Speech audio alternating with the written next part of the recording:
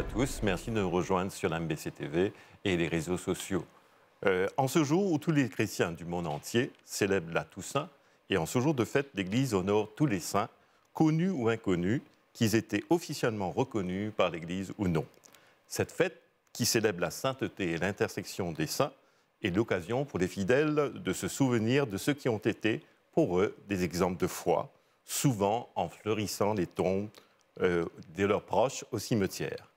La phrase « Nous sommes tous appelés à la sainteté » est un enseignement de l'Église catholique qui a été fortement mis en avant par le pape François dans son exhortation apostolique « Gaudate et exultate ».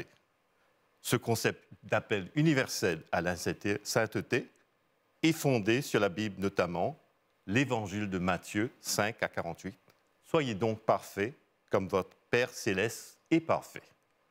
En cette très belle année 2025, le peuple catholique a eu l'immense grâce de vivre la canonisation de plusieurs saints et notamment d'un adolescent passionné de numérique qui est devenu saint le 7 septembre 2025 en la personne de Carlo Acutis. Et ce soir, nous avons le privilège d'accueillir sur notre plateau 3 témoins privilégiés qui, à leur manière, ont connu Carlo. Nous avons le plaisir d'accueillir Rodney Coco. Bonsoir Rodney. Bonsoir Sylvain. Rodney, journaliste du diocèse. Tout à l'heure, on va parler de votre rencontre avec Carlo. Patricia Rougiari. Bonsoir. Vous êtes la fondatrice d'un mouvement ici à Maurice, les Amis de Carlo. Oui. Et bien sûr, nous avons Stanley Harmon, enseignant et qui, nous avons l'honneur de créer une bande dessinée. Bien à vous. Alors, bonsoir à tous. Bonsoir. Alors, tout d'abord avec vous, Rodney. Vous avez vécu en direct à Rome la canonisation de Carlo. Qu'est-ce que vous avez ressenti dans cette canonisation?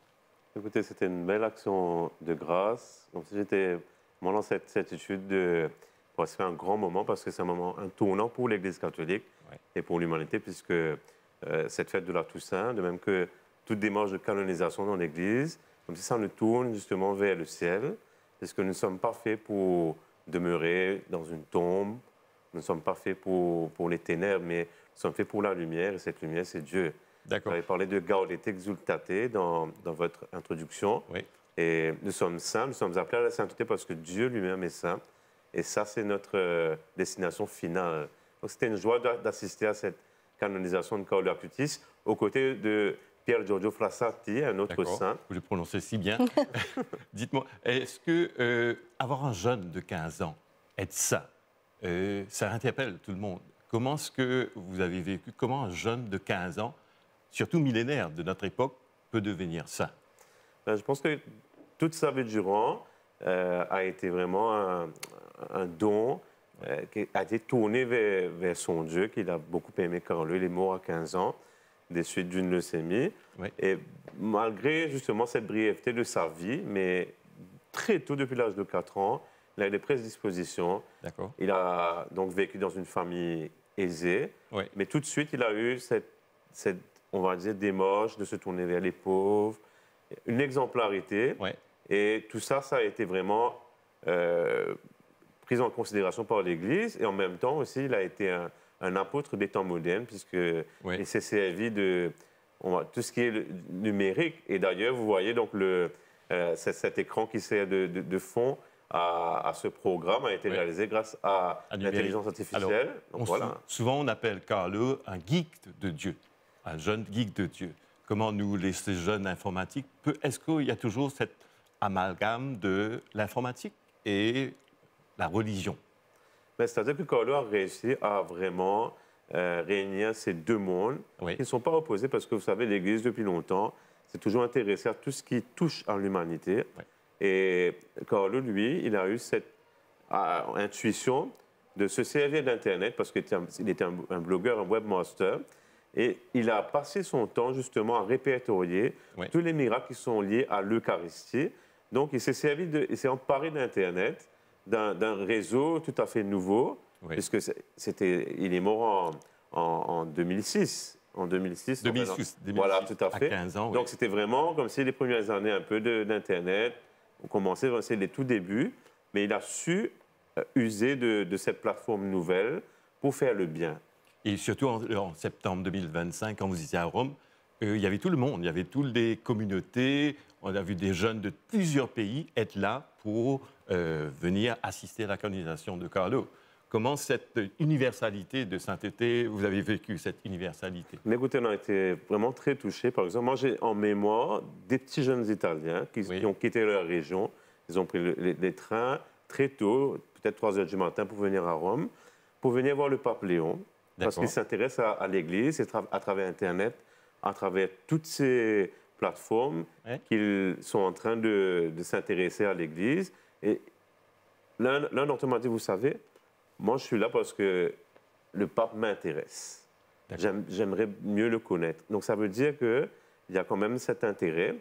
Et puis, vivre une canonisation, surtout celle de Carlo et de Giorgio Frassati, ça démontre quoi? Ça veut dire que le Seigneur est toujours à l'œuvre aujourd'hui, en 2025, et que la Litanie des Saintes, par exemple, c'est un des grands moments avant la canonisation. On invoque tous les saints du ciel, à commencer par le Seigneur lui-même, la Vierge Marie, etc.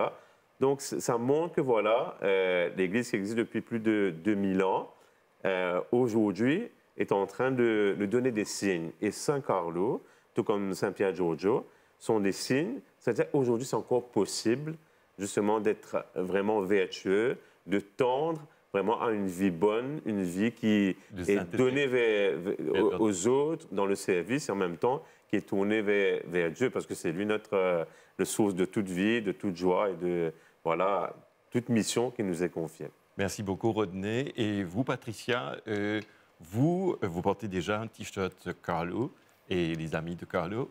Comment est-ce que vous avez connu ce jeune saint, ce jeune geek qui a porté la sainteté? Comment est-ce que vous l'avez connu? Tout a commencé à sa béatification. Lorsque j'ai suivi sur KTO la béatification de Carlo, ça m'avait interpellée en entendant qu'il était un jeune qui était décédé à l'âge de 15 ans et son parcours, et puis voir ses parents avec la relique de son cœur, tout ça m'intriguait, mais m'interpellait plutôt. Et j'étais fascinée par tout cela. Et après, j'ai été sur YouTube pour voir un peu plus sur lui, pour connaître un peu plus de sa vie. Et j'ai vu un entretien avec Rajesh. Oui, et là, Mohor, qui est le Mauricien. Le Mauricien qui était là-bas, de Carlo. Oui, depuis qu'il avait 4 ans. Oui. Jusqu'à son décès à l'âge de 15 ans. Donc, il a passé tout ce temps avec Carlo. Qu'est-ce qu'il y a de spécial de Carlo qui vous a interpellé? Qu'est-ce qu'il y a de spécial dans sa vie qui vous a interpellé? Le fait qu'il dise, par exemple, il dit tout ce qu'il dit, c'est pas moi, mais Dieu. Et puis que nous sommes nés originaux, mais que nous mourrons comme des photocopies. Et puis surtout, l'Eucharistie est mon autoroute vers le ciel. D'accord. Et puis voir ce jeune qui n'avait que 15 ans et qui est devenu bienheureux et qui avait prédit un peu l'étape après sa mort, qu'est-ce qui allait se passer. Il allait être canonisé aussi. Et tout ce parcours-là m'a rapproché un peu plus de lui. Il m'a fait comprendre, quand j'ai vu sa maman devant le cercueil là, vitré où il se trouve, à l'époque, il y avait le Covid, elle était là, et qu'elle lui fasse un grand salut. Moi, je me suis dit, mais comment une maman peut être comme ça? Moi, j'aurais pleuré. Mais à l'époque, je ne connaissais pas son histoire. D'accord. Et vous, grâce à l'intercession de Carlo, grâce avec Rajesh, vous avez fondé à Maurice les Amis de Carlo. Oui. Et vous pouvez nous décrire un petit peu le mouvement des Amis de Carlo, qui est à Maurice. Qu'est-ce que vous faites dedans? D'accord. Et le groupe a été fondé pour faire connaître aux Mauriciens Carlo, parce qu'à l'époque, on ne le connaissait pas. Et partout, sur Facebook, je voyais que partout, il y avait des groupes dans tous les pays du monde. Et pourquoi pas à l'île Maurice? Donc, avec l'aide de Rajesh, on a créé ce groupe.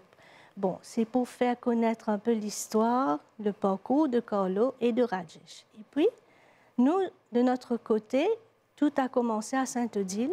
D'accord. Et quand le Père Pascal était le curé de Sainte-Anne et de Sainte-Odile, il avait commencé un groupe café. D'accord. Mais après, quand il a été muté, il était parti. Il avait été dans une autre paroisse. Ben, ça, on avait cessé et puis recommencé. Et puis, on a commencé un groupe, même groupe, mais seulement à Sainte-Odile. D'accord. Avec l'accord de notre curé. Vous faites des prières. Si. Est-ce que ce sont des prières basées sur le vécu de Carlo? Ou bien comment est-ce que vous fonctionnez? Bon, nous faisons un temps de louange. D'accord. Nous prenons la parole du jour, du dimanche, et puis nous prions pour tous ceux qui nous ont demandé de prier. Nous invoquons l'intercession de Carlo. D'accord. Et vous avez, comme Rodney, eu la chance d'être à Rome le 7 septembre 2025 pour la canonisation de Carlo. Quel est le sentiment, comment ce vécu? Est-ce que vous pouvez vous le partager avec les spectateurs, téléspectateurs, ce vécu que vous avez eu le 7 septembre? C'est un grand événement. Ça a été un jour mémorable et inoubliable, puisque c'était une joie immense qu'on ne peut pas décrire. C'est une joie immense de voir cette foule, et puis d'entendre la litanie des saints, et puis Carlo, Saint Carlo, maintenant qu'on peut dire Saint Carlo, même Saint Giorgio Frassati. Mais c'était vraiment la joie, la grâce d'être parmi cette foule, avec les parents de Carlo, de Rajesh et de tout le monde, venus de tout pays. C'était vraiment, jamais je n'aurais cru, c'était un rêve qui était devenu réalité. Oui, merci beaucoup, merci de ce partage. Et quant à vous, Stanley Harmon, vous avez connu Carlo différemment. Justement, vous avez publié, grâce à la vie catholique, une bande dessinée qui illustre la vie de Carlo. Peut-être pourriez-vous nous expliquer d'où vient cette initiative de cette bande dessinée? Donc, d'abord, il y a eu Daniel Babouram de la vie catholique qui m'avait contacté l'année dernière pour me parler de Carlo. Je ne connaissais pas Carlo. Peut-être que c'est tant mieux parce que je l'ai découvert. Et à ce moment, j'ai commencé à faire des recherches. J'ai eu pas mal quand même d'informations de Rajesh en cours de route, des photos, pas mal d'informations. Mais ce n'était pas ça vraiment qui m'a mis sur la piste. C'est-à-dire, nous étions à un moment, l'année dernière, où il y avait beaucoup de situations parmi nos jeunes. Il y a eu un jeune qui était mort l'année dernière en faisant du karting, je crois, et situation d'indiscipline. Et là, en tant qu'enseignant, d'abord, ça m'a beaucoup interpellé parce qu'on n'a pas vraiment de référence, au-delà qu'il soit saint, qu'il ait accompli de miracles, on n'a pas de référence actuellement, comme à ceux à l'époque qui avaient un Gandhi ou Mandela, où la jeunesse pouvait se référer. Donc, l'image politique mondiale qu'on a en ce moment n'a pas ce genre de référence. Il y a beaucoup de violence et de brutalité. Et là, j'ai trouvé justement encore, c'est par cette forme, par ce chemin que j'ai découvert Carlo et que là, vraiment, je dois admettre qu'il m'a beaucoup interpellé par ses actions. D'accord. Et cette forme de bande dessinée est une histoire d'un jeune qui va à la rencontre de Carlo, la façon que vous avez écrit. Pourquoi cette optique, pourquoi cet angle que prendre un jeune, aller à la rencontre de Carlo, vous aurez pu faire une autobiographie, pourquoi maintenant prendre ce jeune qui va à la rencontre de Carlo? D'abord, Carlo, il est de notre temps. Oui. C'est la différence entre tous les saints, même Père Laval. Oui. Il a des points de rattachement à travers Rajesh aux Mauriciens. Et le temps qui nous a quittés, c'est pas si loin. Donc, il y a quand même des éléments que nous pouvons facilement nous retrouver dans notre génération. Et ça, c'est le premier aspect. Donc, si je pouvais facilement opter pour une biographie pour les autres, parce qu'il fallait donner des informations, tandis que pour Carlo, c'est différent. Je pouvais adopter l'approche de ce qu'il a vécu, les gens allaient facilement comprendre, et surtout, comme j'ai dit, dans le contexte qu'on était, les trois aspects importants de Carlo que j'ai trouvés. Premièrement, Rajesh parlait qu'il parlait dans le parc avec des étrangers, des travailleurs étrangers. Donc c'est notre quotidien en ce moment, Maurice, des travailleurs étrangers. Est-ce qu'on parle avec les travailleurs étrangers tous les jours, à part qu'ils nous servent dans le restaurant? Donc là, il y a déjà cet aspect. Il y a l'aspect comment il aborde la mort. il explique qu'on n'est pas fini, qu'on est dirigé vers l'infini. C'est-à-dire tout ce qui est matériel, quelque part, dans notre quotidien, est insignifiant. Oui. C'est l'amour qui est plus important. Donc, aborder comment il fait face à cela dans sa propre maladie oui. et comment, ce n'est pas se convaincre lui-même, il rassure ceux autour de lui. Donc, c'est fort, ça. Oui. Et tout cet aspect de se diriger vers les autres, les jeunes de son âge, l'utilisation de l'informatique. Et nous sommes dans une réalité où nos jeunes, il faut l'admettre, on les a nourris pour être qu'ils ne connaissent pas l'effort, oui. le sens du sacrifice. Donc, on va vers cette direction-là. Oui. Il n'y a pas le sacrifice. C'est peut-être normal, c'est la modernité, mais tandis que Carlo, lui, malgré qu'il soit un geek, qu'il ait tous ces moyens-là, quand même, il a une vie autour de lui, il aide les pauvres, il nourrit, il est attentif, il se sent interpellé, il a de l'empathie. Donc, ces éléments, je crois, fait de lui d'abord quelqu'un de poignant, et aussi, maintenant, si je vais dans une étape de biographie, oui. Ça aurait été quelque part tuer toute cette beauté. Donc, présenter une jeune fille qui soit dans toute sa nature, tous ses problèmes, ses selfies quotidiens, oui. Qui n'est pas intéressée avec les autres. Il y a le me, myself and I. Donc, présenter une jeune fille qui découvre, Carlo, qu'il y a autre chose dans la vie, c'est peut-être ça. Très intéressant. Peut-être que enfin, l'émission est trop courte. On peut parler des heures sur Carlo, parce que surtout vous trois, vous avez connu Carlo. Et vous avez connu quelqu'un de spécial aussi, Rajesh. Alors, peut-être je parler à Rodney. Vous avez connu Rajesh. Il a emmené pour visiter la maison de Carlo. Rajesh, c'est l'élément central qui vous réunit. Est-ce que vous pouvez parler quelques mots sur Rajesh Moore, qui était le nounou de Carlo? Tout à fait. Je crois qu'on l'a découvert à travers les articles de presse. Et puis, je dois rendre grâce aussi, et merci à Patricia Boudjouari, qui à chaque fois, à chaque événement, après chaque entretien, me montrait la photo de Carlo. Et bien sûr, j'étais aussi attiré par cette figure de Rajesh Moore, c'est un Mauricien de Vacois, oui. Qui a quitté son île Maurice, comme beaucoup de Mauriciens à l'époque, pour aller chercher un meilleur avenir en Europe. Et quelle est la probabilité qu'un Mauricien rencontre justement un futur saint? Oui. Et je crois, je ne vais pas bouder notre plaisir, les Mauriciens, nous causons nous créoles, vous pensez qu'il Rajesh aussi dans ce manière d'être rencontre, d'être ami, service auprès de ce saint Carlo, dans sa famille. Il fait une façon peut-être de Carlo, il fait une conduire comme si il montrait comment dire qu'il a justement une manière spéciale de vivre aussi. Et c'est extraordinaire, finalement. Et aujourd'hui, Rajesh, on va dire, un apôtre lui-même, sa mission, là pour occuper Carlo, comme nous. Carlo n'est plus là, mais l'amour n'a pas le dernier mot. Et maintenant, dans cette vie de sainteté pour Saint Carlo, donc Rajesh, il y a un élément, comme s'il y a un évangélisateur lui-même. Et ça, c'est un beau signe. Et franchement, pour Maurice, c'est un joli cadeau. Oui. Et donc, à cause créole, parce que, n'est-ce pas, Patricia? Oui. Alors, tu nous as une cinq qui est cause créole, exactement. Alors, malheureusement, l'émission tire à sa fin.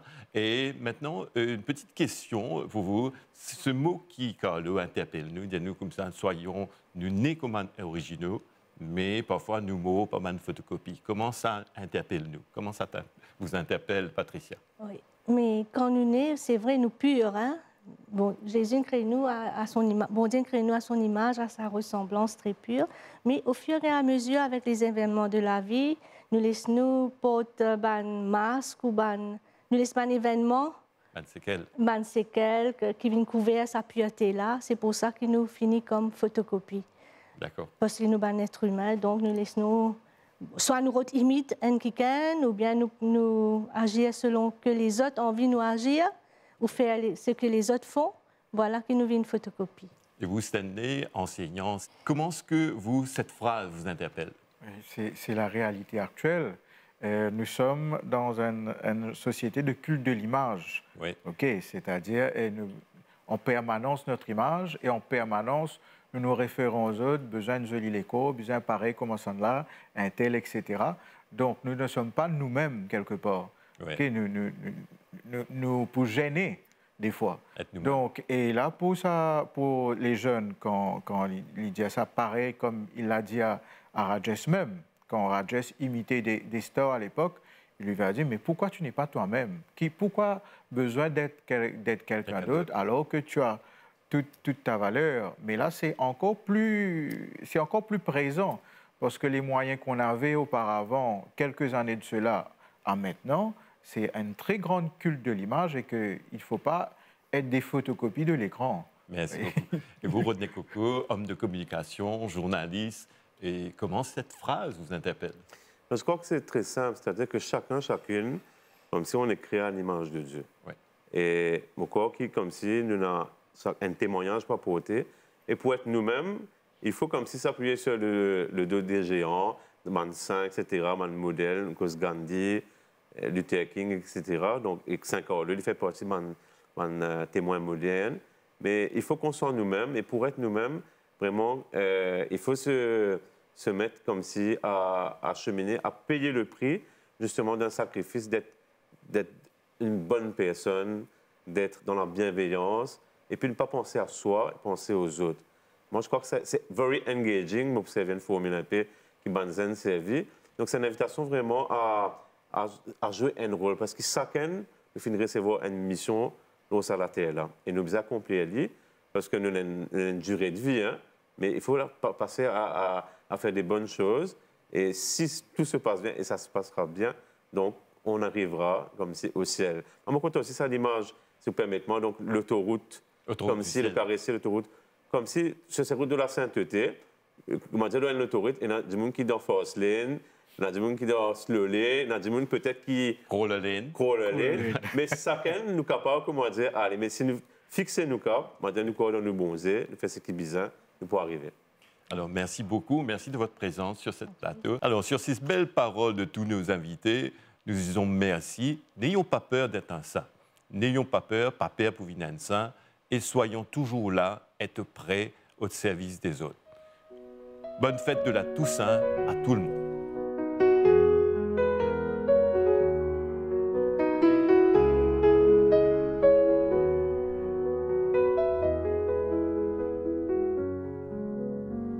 Simplicité de ton regard, un feu brûlait plus fort chaque jour. Ton secret Carlo était l'amour, celui qui se donne à l'autel, présent dans le pain. Seigneur Jésus, fais de nous des originaux, comme Carlo, fidèle et joyeux dans l'Eucharistie. Lumière éternelle, tu ouvres nos vies, autoroute vers le ciel. Dans un monde rempli de bruit passager, tu as choisi de mettre Dieu au centre. Chaque jour la messe, la grâce retrouvée, la confession, ton chemin de lumière. Seigneur Jésus, fais de nous des originaux, comme Carlo, fidèle et joyeux dans l'Eucharistie. Lumière éternelle, tu ouvres nos vies, autoroute vers le ciel. Dans un monde rempli de bruit passager, tu as choisi de mettre Dieu au centre. Chaque jour la messe, la grâce retrouvée, la confession, ton chemin de lumière. Seigneur Jésus, fais de nous des originaux, comme Carlo, fidèle et joyeux dans l'Eucharistie. Lumière éternelle, tu ouvres nos vies, autoroute vers le ciel. Enfant de Marie, chapelet à la main, tu l'as prié comme une mère très proche. Avec son cœur, tu marchais chaque matin dans ton oui, l'espérance nous approche. Tous naissent uniques comme un cadeau, mais trop se perdent loin de toi. Toi, Carlo, enfant de la joie, tu nous montres que vivre c'est aimer Dieu. Seigneur Jésus, prends nos vies en tes mains. Comme Carlo, nous voulons t'aimer sans fin. Dans l'Eucharistie, source et merveille, conduis-nous Seigneur, autoroute vers le ciel.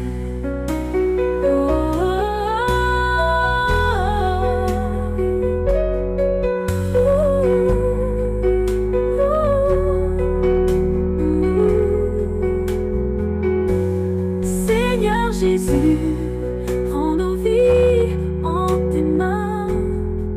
Comme Carlo, nous voulons t'aimer sans fin. Dans l'Eucharistie, source et merveille, conduis-nous Seigneur, autoroute vers le ciel.